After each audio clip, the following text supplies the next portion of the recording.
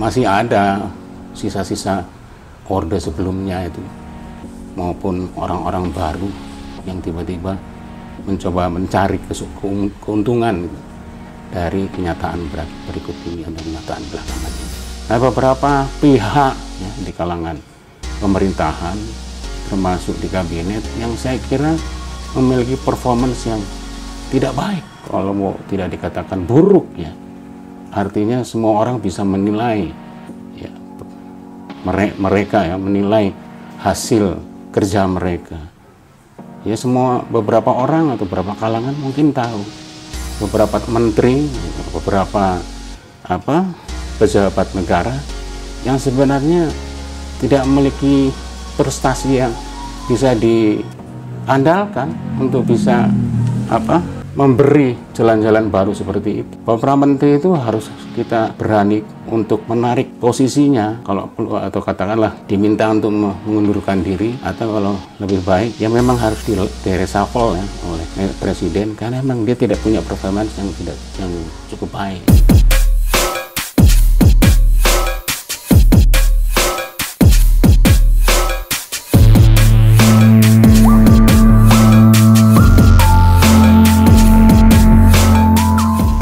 Ya, assalamualaikum warahmatullahi wabarakatuh.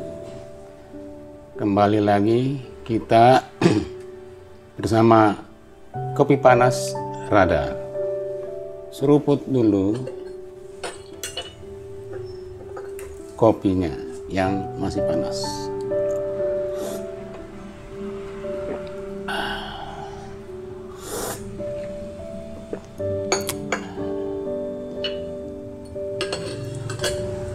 Bapak, Ibu, saudara-saudaraku sekalian setanah air yang saya cintai dan dimuliakan oleh Allah. Beberapa waktu belakangan ini kita turut menjadi saksi atau mungkin juga melihat secara langsung atau tidak langsung adanya persoalan-persoalan di dalam kehidupan bersama kita, baik dalam kehidupan politik, ekonomi, budaya, dan yang lain-lainnya. Sebuah kenyataan yang sebenarnya beberapa hal juga merupakan hal yang baru, bahkan belum ada presidennya di dalam sejarah Republik kita ini. Nah, itu mau tidak mau menurut saya perlu ada semacam perubahan ya, yang lebih mendasar ya dalam kehidupan kita bersama. Tidak perlu revolusioner ya, tetapi saya kira ada perubahan yang harus dilakukan oleh mereka yang selama ini menjadi penanggung jawab dari Republik ini, penanggung jawab utama, mereka yang diberi atau diserahkan mandat oleh rakyat dalam berbagai bidang, termasuk diantaranya adalah mereka yang selama ini juga menikmati fasilitas dari Republik ini, negeri ini, berdasarkan apa yang telah mereka dapatkan ya, dalam kehidupan belakangan ini, baik dalam bidang ekonomi, politik, sosial, dan yang lain-lainnya. Jadi yang saya maksud adalah mereka, para elit yang sebenarnya mendapatkan kemudahan ya, bahkan fasilitas yang lebih dibandingkan umumnya atau kebanyakan rakyat kita yang masih harus berjuang dalam bisa tetap bertahan dalam kehidupan kita sekarang ini. Nah, dalam situasi seperti itu kita tahu bahwa banyak hal ya, yang belakangan ini ternyata menjadi masalah dalam cara kita bersama hidup ini. Cara kita mengarungi zaman kita, menjawab pertanyaan-pertanyaan dan tantangan-tantangan itu. Dan dalam kenyataannya, secara jujur kita harus bisa mengatakan bahwa apa yang telah dilakukan oleh mereka yang bertanggung jawab itu ternyata menurut saya tidak cukup untuk menjadi jawaban, tidak cukup menjadi jalan keluar, tidak cukup untuk bisa memberikan solusi pada masyarakat kita yang ditempa oleh banyak sekali persoalan belakangan ini yang bertubi-tubi dalam bentuk yang baru ya, maupun yang lama. Masih ada sisa-sisa orde sebelumnya itu maupun orang-orang baru yang tiba-tiba mencoba mencari keuntungan dari kenyataan berikut ini atau kenyataan belakangan ini.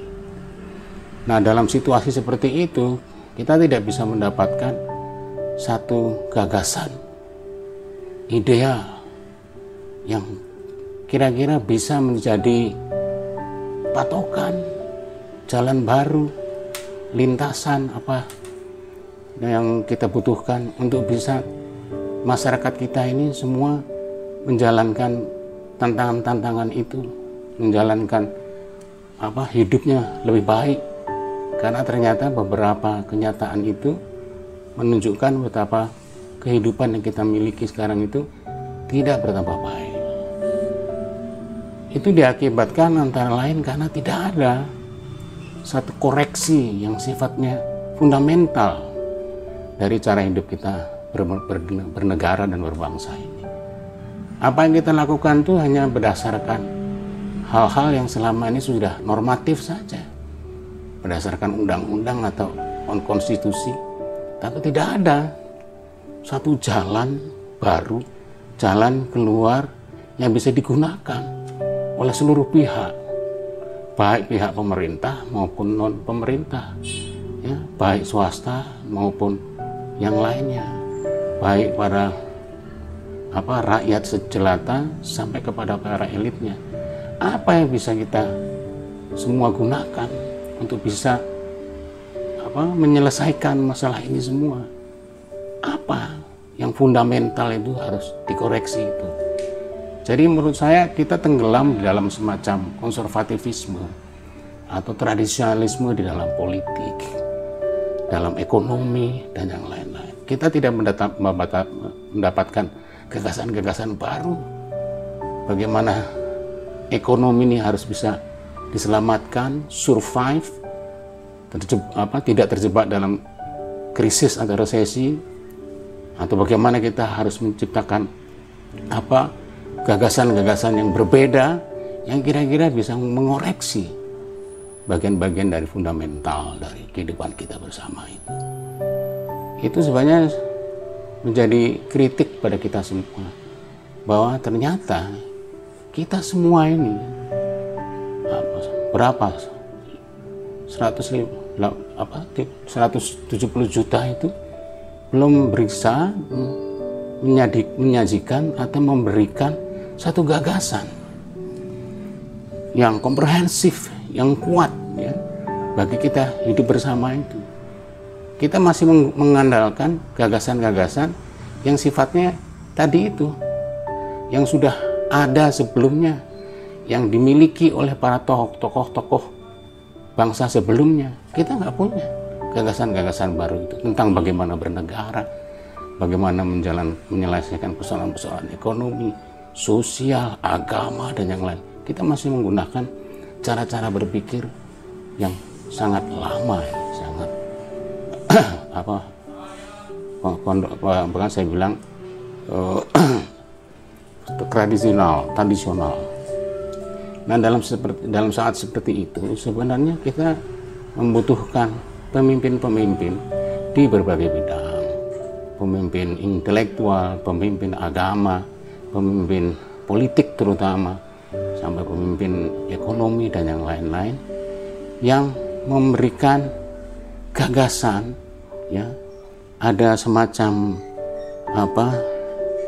diskurs yang semakin kuat, ya, semakin menarik, semakin menantang, ya, dengan gagasan-gagasan baru, pikiran-pikiran baru yang kira-kira itu bisa diimplementasikan oleh para pengambil kebijakan.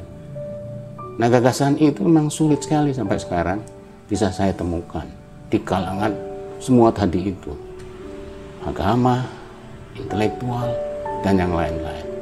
Jadi artinya harus ada satu gerakan, ya, di antara kita ini yang coba memberikan tawaran-tawaran baru, gagasan-gagasan baru yang bisa breakthrough gitu, yang bisa melintasi gitu persoalan-persoalan yang selama ini cuma bersifat normatif, ya, tradisional dan yang konservatif dan yang lain-lain. Sudah terlalu lama kita dalam keadaan seperti itu. Sejak Orde Baru lah kita tiba-tiba seperti berada dalam keadaan yang tidak bisa menarik nafas. Kita masih saja dengan cara-cara hidup yang kuno seperti itu. Nah, dalam situasi seperti itu, saya kira ada banyak hal, termasuk kebijakan-kebijakan yang harus dilakukan oleh para pengambil kebijakan, oleh para elit, ya, pemerintah pusat maupun lembaga-lembaga yang lainnya.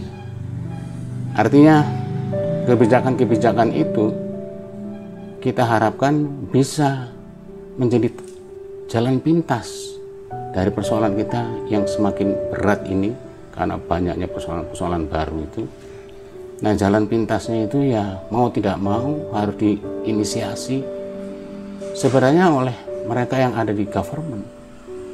Kalau tidak dibantu oleh sipil atau pihak-pihak lain.